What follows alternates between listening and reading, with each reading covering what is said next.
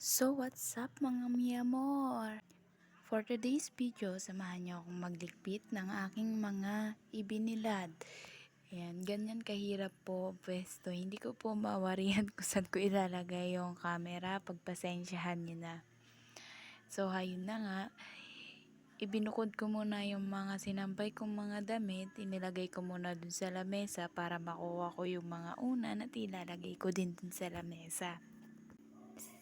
Wala akong katulong ngayon dahil ang aking asawa ay pumunta sa Baguio. May nilalakad siya doon.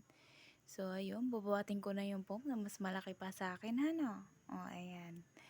Papasok ko na siya dun sa loob.